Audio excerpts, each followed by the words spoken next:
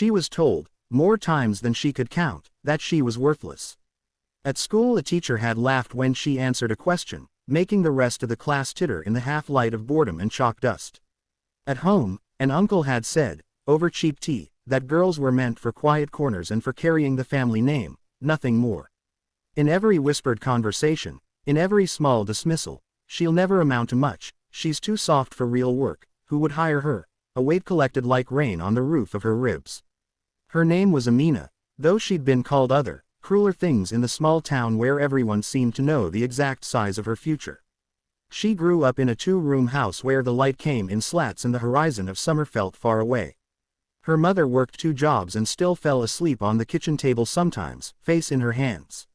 Her father had loved her in the only way he knew, with silence and the occasional loaf brought home on a Friday. He died when she was 16, and the town's verdict hardened into a whisper. Without a man, a girl's life is diminished, they said, as if a human being could be diminished by the absence of someone else. Amina learned to move small and fast, to make herself useful so people would stop paying attention to the parts of her that hurt. She washed dishes at a cafe for pennies, swept the mosque steps at dawn, and learned to stitch with nimble fingers at a tailor's shop where conversation about marriage was a kind of currency. She had a gift, something the neighbors recognized only when it became impossible to ignore. Amina could listen. She could sit with a patient's trembling hand and find the right question to draw a smile. She could take a tired child's broken toy and, with a few patient movements, make it sing again. In the hush of the tailoring room she taught herself to keep records, names of those who owed money, the times when a customer always bought bread, the small details that meant survival. She taught herself to read the news when the shopkeeper left the paper open on the counter. When a flood came one summer, sudden, a river that had forgotten its limits, Amina stayed when many fled. She went house to house, carrying water, offering what shelter she could. She set up a tiny logbook and recorded every family that needed blankets, the exact count of babies, the elderly who needed medication. People began to say, in a tone that tasted almost like respect, Amina did the rounds. It was not yet praise, it was a way to file her usefulness away like everything else. But the logbook found its way into the hands of a visiting NGO worker who had come to map the damage. He saw, in her neat columns, the kind of order that agencies pay for when they need to allocate aid efficiently. He offered her a short contract to help document the distribution of relief, 3 weeks' work that turned into 3 months. That period changed things. She watched how aid decisions were made, the waste, the bureaucracy, the people who talked about beneficiaries as an abstract. She learned that systems are machines made of people, often broken by the smallest human error. She kept fixing the machine. She found a way to track who had received blankets and who had not. She wrote letters on behalf of elderly men who could not read. She stayed late to type reports the office never seemed to finish. Slowly, a reputation built itself. Amina was the one who could make the messy human world match the tidy world of forms. Even then, not everyone believed in her. A colleague once told her, in front of others, that she didn't look like someone who could handle responsibility. A supervisor remarked that it was surprising she had the stamina to travel to distant villages. A donor agency wondered if someone, local, could be entrusted with large sums. The language changed depending on the audience, but the message was the same: you are not the kind of person who is allowed to be central. Then came the clinic project. The region needed a small community health center, and funds were secured. The NGO offered the project coordination role to someone with management experience. Amina applied. She wrote a proposal on creased paper, including the exact list of medications the community actually used instead of the ones the donor recommended. She proposed free women's health days, childcare when mothers came for vaccination, and a sliding scale for service so the poorest would not be left out. She argued that the clinic must be a place that answered to the rhythms of the people, not the rhythms of donors. Her application was, in the dry language of grant-making, radical. Her application was declined. The project manager explained, with a sympathetic smile, that they needed someone with more experience, someone the funders would recognize. Amina felt her cheeks burn, not with shame, but with an energy that could not be contained. She stood up and left the office. Outside, in the narrow street, she opened her notebook and wrote down, simply, "If they won't let me run it, I will make it run." It was not bravado, it was a refusal to accept someone else's smallness about her. She found allies among the clinic's medical staff, nurses who had been trained but not listened to, a junior doctor who had been passed over for promotion. Together they drafted a plan that started as a petition and grew into a community movement. They held meetings at the market, at the mosque, in cramped living rooms. Amina talked about dignity, about the clinic as more than bricks, and about how when people are treated like numbers, their illnesses become numbers too. She learned how to speak to groups, how to turn the long list of grievances into momentum. People began to march not with banners, but with their sick and their old, and the sound of so many small footsteps made a kind of chorus. The turning point was a night of rain. The town's old generator failed and the local hospital, far away, was overwhelmed. An expectant mother's labor stalled and the ambulance could not arrive for hours. The makeshift clinic that Amina had been fighting for handled the case with calm resourcefulness. They had a midwife who knew how to perform a maneuver that saved both mother and child. The story, told by grateful relatives, moved through the town like light. This small group of people kept life from slipping away. A volunteer filmed a short interview of the midwife and of Amina, who spoke with quiet insistence. People here deserve care that understands them. The clip found its way online. It started with 300 views, then 3,000. A national journalist picked it up and wrote a feature about grassroots efforts filling gaps left by bureaucracy. The piece quoted Amina's lines about dignity and the camera caught, behind her, a line of people waiting for advice. Her words were simple and terrible in their truth. Nobody should be told they are worthless when they are the ones fixing what's broken. The article went viral. Calls came from other regions asking how they could replicate the clinic model.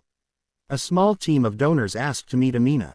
A think tank requested her notes and began to speak about the clinic in broader policy terms. People who had said she could not, some in the room, some on the internet, began to measure themselves against her calm competence. Her life, which had been lived in the narrowness of survival, widened like a river's bank. And then came the call. She was at the clinic that afternoon, sorting prescriptions. The phone on the wooden counter rang and the receptionist, young, shaking from a fever of excitement the week before, pointed. Amina answered. A formal voice said, "This is the office of the president. We would like to speak with Ms. Amina Khan." For a moment she thought it was a prank. Then there was a pause, and a different voice, smoother, gentler, the kind of voice that seems to belong to televisions and not small clinics, said her name. The president did not read a script. He had read the articles. He had watched the clip where mothers held their infants and the midwife bandaged a hand. He wanted to say something directly. On live air, the opposition radio would later debate whether it was a publicity stunt. For Amina it was simply absurd and enormous. The president said, "You have reminded a country of what service looks like. We are ashamed that your work was nearly invisible. I want to know how the government can help." Nobody in the room moved at first. The phones had been put on silent out of habit. The staff stared at her as if at a small miracle. Later, some would say that they had never seen anyone as calm when the world shifted underfoot. Amina held the phone like it was both a fragile thing and the answer to prayers she had never voiced. She spoke about the clinic's needs. Long-term supplies of medication, training for midwives, a partnership with the National Health Service so records would be recognized.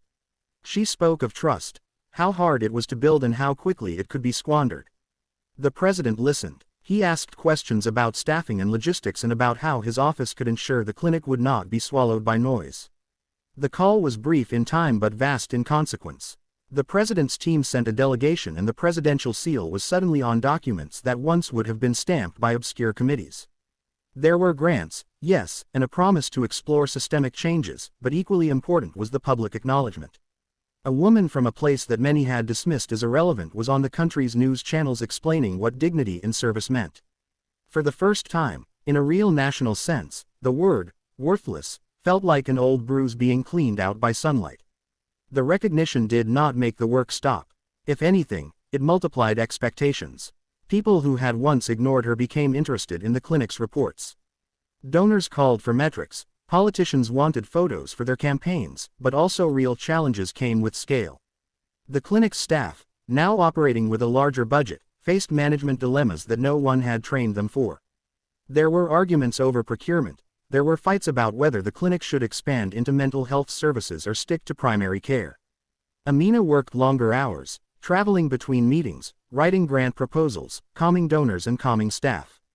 She learned the language of policy and the arithmetic of budgets. She made mistakes. There were purchases of equipment that gathered dust, and a training program that had to be restructured after it proved naive to local constraints.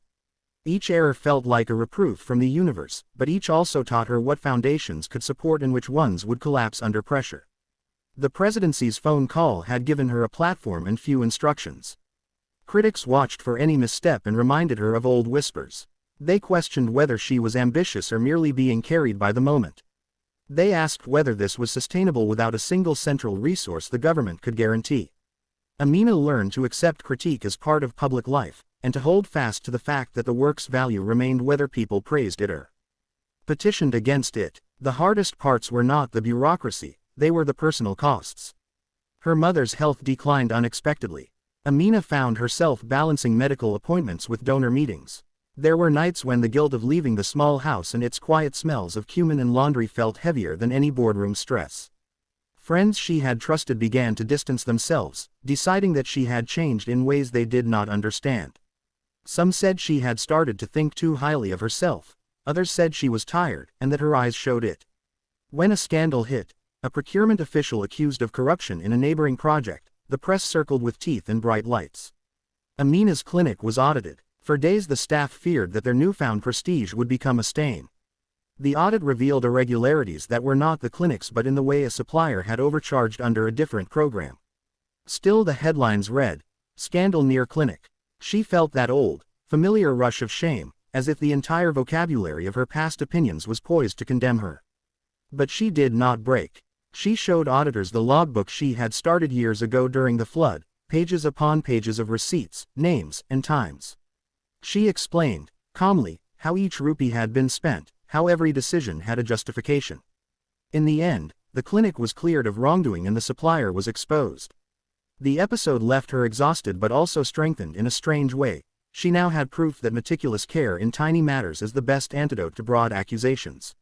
In the quiet between crises she learned to cultivate small rituals that kept her grounded. The exact way she brewed tea in the morning, the habit of calling her mother every night, the habit of walking once a week to the river and counting the fishermen's boats as if counting prayers. She took in stories that people trusted her with, confessions of debt, of affairs, of small joys, and she carried them without letting them change who she wanted to be. She became a repository of trust. The president visited once, months after the call. It was a national day and the clinic was bedecked with flags and flowers. Television vans lined the dusty road, and people turned out in their best clothes. He walked the clinic corridors with a practiced gait and stopped to speak with nurses and with a mother holding a child who looked like a sunbeam. He hugged Amina briefly in a way that was not staged but sincere, an elder acknowledging a child's accomplishment. In his speech he spoke of the clinic as a model, and he quoted Amina not as a footnote but as the main idea. "Service first, bureaucracy later," he said. The crowd cheered as if a prophecy had been fulfilled. After the cameras left, after the flag was taken down, the daily work resumed.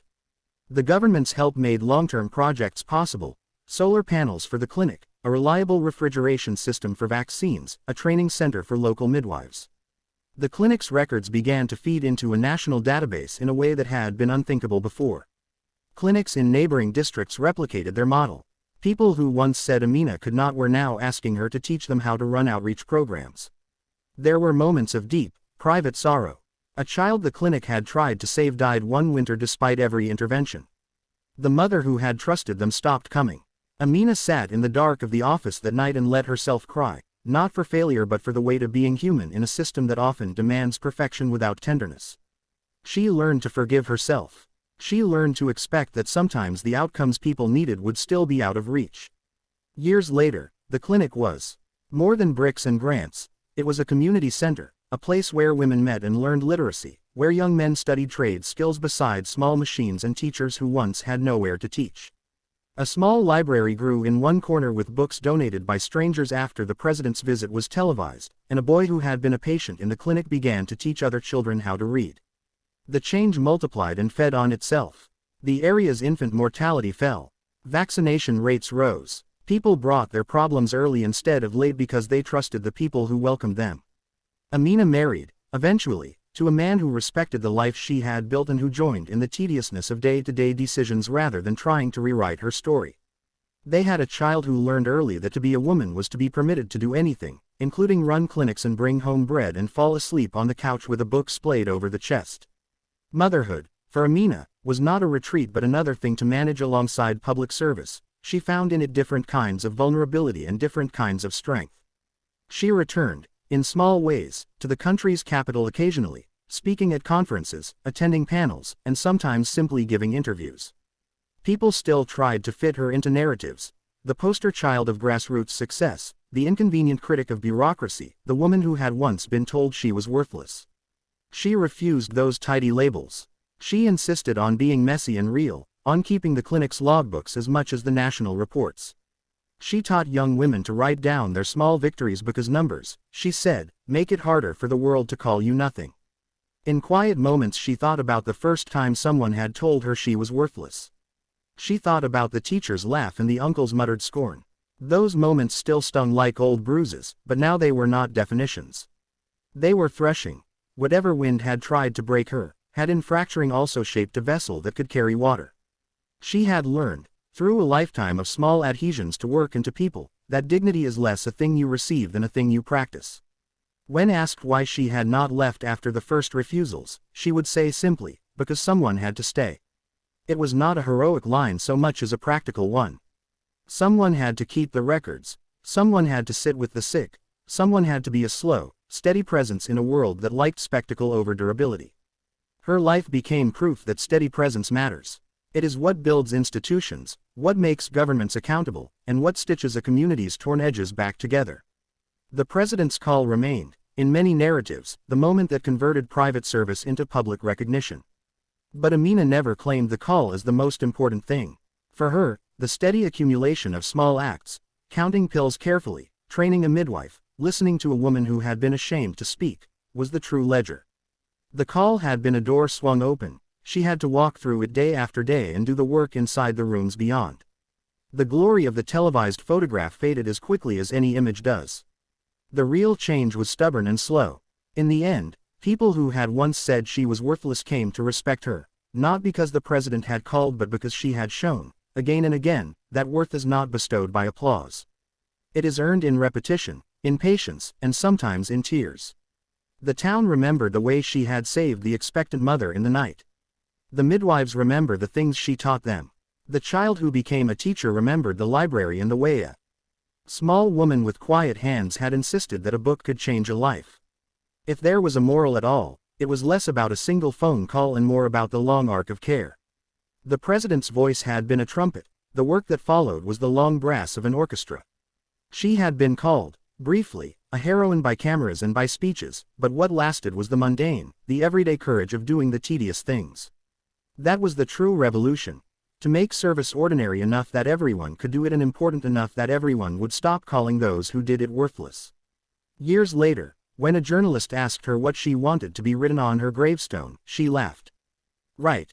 She did what she could, she said. And if you must add a line, add, she kept the logbook. The journalist scribbled, unsure if the line would fit the usual idea of history. But the people who had known her hands and the small rituals of her days, the tea, the walk to the river, the counting of vaccine vials, knew the truth of it. Worth is not proven by a single call from a president. It is proven in the quiet rooms where someone makes sure a child has medicine and a mother knows she is seen. And the call, brief, resonant, remained a hinge in the story. The day the country heard, finally, what those who had always known it already knew, that the woman they had called worthless had been carrying in her chest the most valuable thing of all, an insistence on care.